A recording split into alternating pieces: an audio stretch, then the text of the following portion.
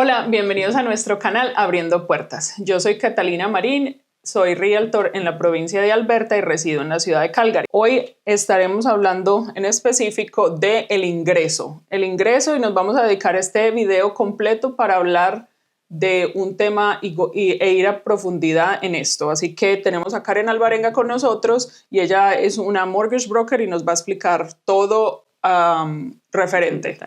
Hola, mi nombre es Karen Alvarenga, soy mortgage broker en la provincia de Alberta y de Ontario. Estoy afiliada con Mortgage Architect y soy una apasionada por las finanzas personales, así que no se trata de una hipoteca, se trata de alcanzar tus sueños financieros y tu tranquilidad financiera, ¿no? Como hablamos en el episodio anterior, hay pilares básicos que tiene toda aplicación de crédito que nos dicta la viabilidad de la aplicación, ¿no? El ingreso, el crédito, el down payment y por último la propiedad. En este episodio nos vamos a concentrar en el ingreso. Entonces, ¿qué es el ingreso y por qué es tan importante? Obviamente porque necesitamos demostrarle a la entidad financiera que hay un respaldo económico, ¿no? Que hay un flujo de efectivo entrando cada mes que va a poder respaldar su deuda. Porque los bancos y las instituciones financieras no están en el negocio de quedarse con las casas que la gente no paga. Ellos están en el negocio de ganar los intereses, o sea, de pagar los intereses. Y en función de eso, por eso son muy meticulosos en cuanto a cómo revisan la aplicación y cómo revisan el ingreso. Entonces, entrando un poquito en materia, hay dos maneras que uno puede generar ingreso básicamente. O soy empleado, que le llamamos employed, o estoy en payroll, o soy independiente, ¿no? Entonces, cuando soy empleado también hay...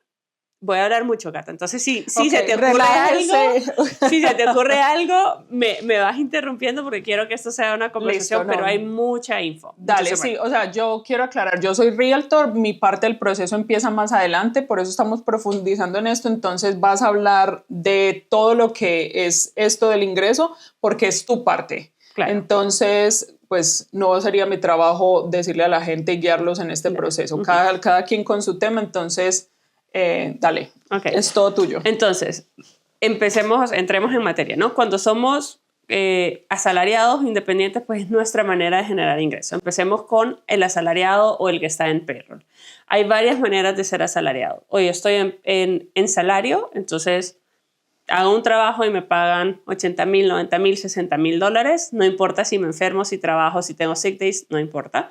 Luego puedo ser un empleado en hourly rate, que le llamamos, o sea, tú trabajas X cantidad de horas por esta cantidad de plata a la hora, ¿no? Aquí hago una aclaración y es, cuando somos nuevos y estamos en un trabajo que es hourly rate, es importante de cara al lender saber que hay horas garantizadas. Entonces, por ejemplo, hay personas que dicen, no, me pagan $30 la hora y trabajo 40 horas a la semana garantizadas. Ah, ok, perfecto. Pero si me dicen, no, es un promedio, es volátil, no tengo horas garantizadas, entonces nos toca revisar y decir, ok, ¿tiene más de 2 años? Porque si tiene más de 2 años, hacemos un promedio de los últimos 2 años para generar, o sea, para llegar a ese número de ingreso y evitar esta volatilidad de que, ok, hay meses que hago 50 horas a la semana y hay meses que hago 25. ¿Okay? Perdón, y me imagino que la carta del empleador es donde te dice o te garantiza eso o te da seguridad. Entonces, la carta del empleador, los pay stubs, los depósitos en su cuenta, todo, ¿no? O sea, claro. Todo tiene que hacer sentido. Y cuando también podemos ser empleados y tener bonos en ingreso variable, algún tipo de bonificación. Eso solo lo podemos considerar si tenemos 2 años de historia. También. Entonces, con el promedio de los últimos 2 años, con el mismo empleador, exacto. Sí. O sea, si tenía un bono en una empresa y tengo un bono en esta otra empresa, no funciona. Entonces, en resumen, el ingreso por payroll o siendo empleado, pues resulta un poco más fácil. La matemática resulta más fácil. Tengo salario, este es mi ingreso. Como más garantizado. Exacto. Tengo trabajo por hora, pero tengo horas garantizadas, ok. Tiene que detallarse en la constancia de empleo, verse reflejado en el pay stub y en los depósitos. Ah, ok, no tengo horas garantizadas, pero tengo 2 o 3 años trabajando en esta empresa. Ok, entonces regáleme los T4 de los últimos 2 años para sacar un promedio. Y si tengo ingreso variable, 2 años. ¿Qué documentos pido? ¿Qué documentos son los que necesitamos? Carta de empleo, pay stubs y T4 de los últimos 2 años, básicamente. Y si, por ejemplo, hay alguien que estuvo con la compañía A haciendo lo mismo y se fue a la compañía B haciendo la misma industria, el mismo trabajo, pero, o sea, acabó de empezar, se requieren los 3 meses del periodo de prueba para que pase, si es ¿verdad? la misma industria y es un aplicante fuerte, no. Podemos como conseguir la excepción. Ok. Si antes era chef y ahora soy contador, sí, necesito pasar el periodo de prueba para demostrar que, bueno, hay estabilidad, ¿no? Ok.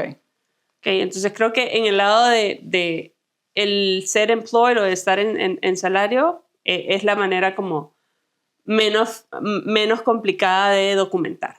Ahora, cuando soy independiente, que es el caso de Catalina, Ahora es que se vuelve bueno esto. Entonces hay varias opciones, ¿no? Yo puedo declarar taxes personales, como tengo o sea, a nombre de Karen Alvarenga, entonces soy sole proprietor, que le llamamos, y lo que necesito es ver sus T1s con todos los schedules, con todas las formas, específicamente una que se llama la T2125, que es la forma de Business Activity, Professional Business Activities.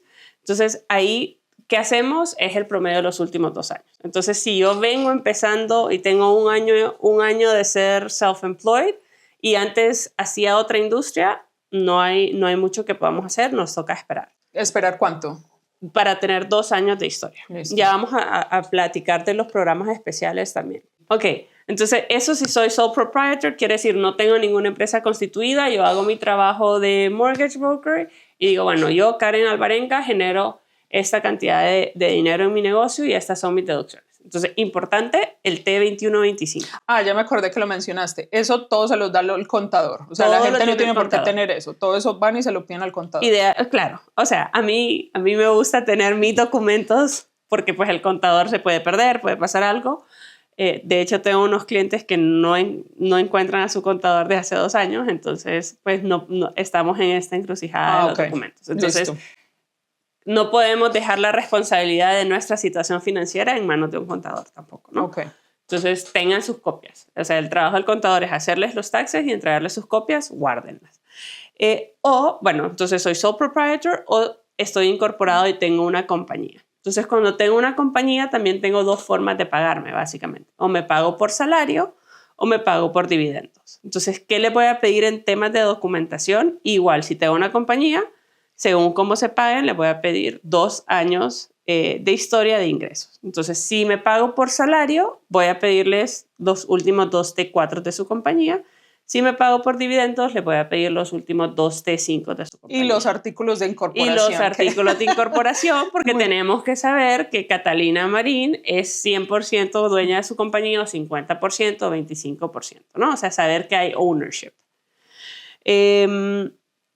Otra cosa importante que necesitamos cuando somos self-employed y que es importantísimo, de hecho, para todos, pero es más común que pase en self-employed, es necesito los Notice of Assessments también. Saber, o sea, el tax, el T1 me dice, esto es lo que yo reporté, pero el Notice of Assessment es la confirmación del CRA que recibió el file de Catalina, que está haciendo sus impuestos, y que su ingreso y el ingreso que ellos aceptan es el mismo.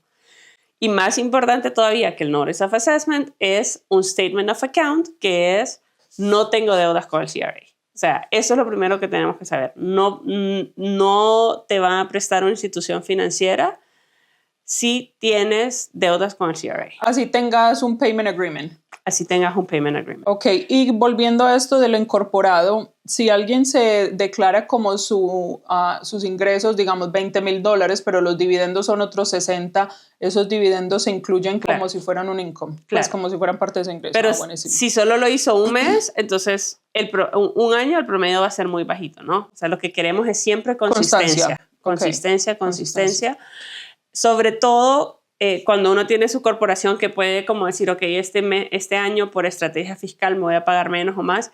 No queremos ver estas variaciones tan grandes tampoco. O sea que idealmente siempre tener la misma consistencia en lo que declaramos de dividendos. Exactamente. De todo. Buenísimo. De todo. O sea, porque si un año...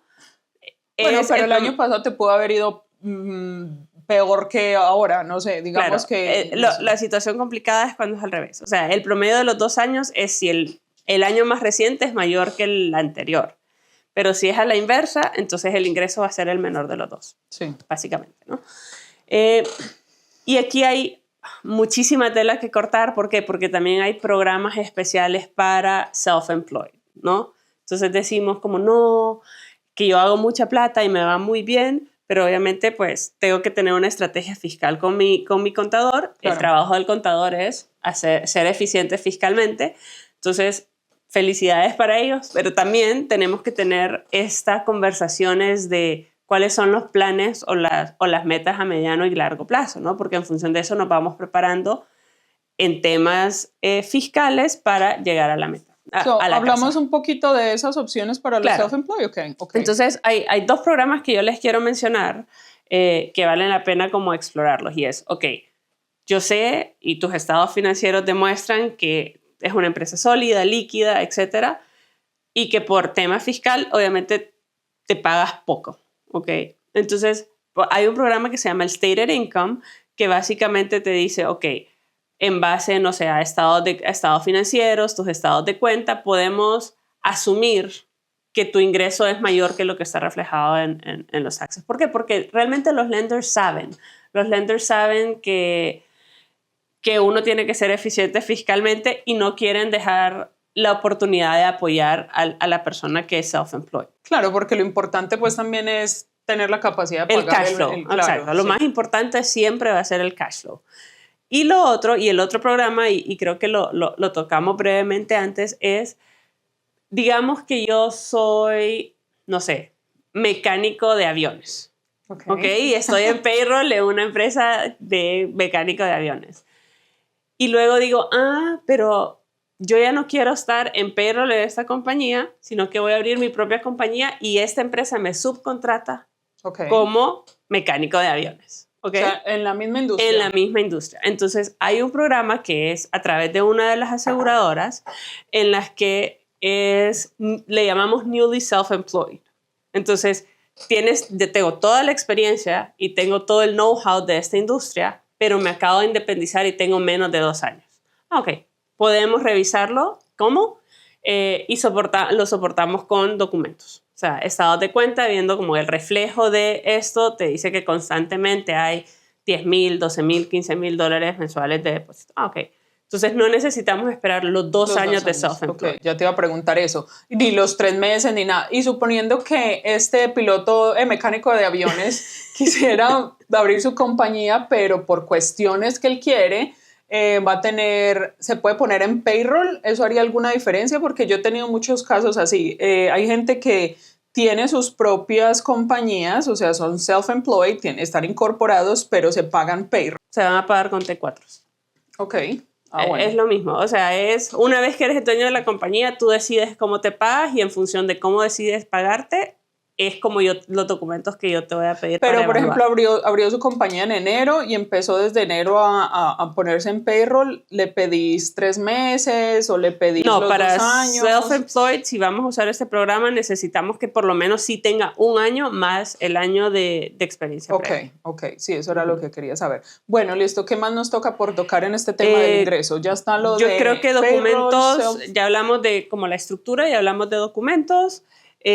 Más que todo eso, o sea, si tenemos trabajos part-time que va dentro del primero, igual se puede, siempre y cuando horas garantizadas. Bueno, ¿qué tal el child benefit? ¿Tomas eso como un ingreso? Child benefit se toma como ingreso. Yo creo que podríamos hacer otro episodio de ingresos afuera del mercado laboral, ¿no? Entonces, perfectamente podemos hacer eso porque podemos hablar del spousal support, child benefit o cualquier otro tipo de ingreso que tengamos. Bueno, listo. Bueno, espero que les haya servido esta información. Demasiada tela para cortar, como vos decís, así que si conocen a alguien que se pueda beneficiar de todo esto que acabamos de hablar, compártenselo y ya sabes que estamos disponibles para ayudarlos en cualquier momento y en cualquier duda. Muchísimas gracias. Que estén bien.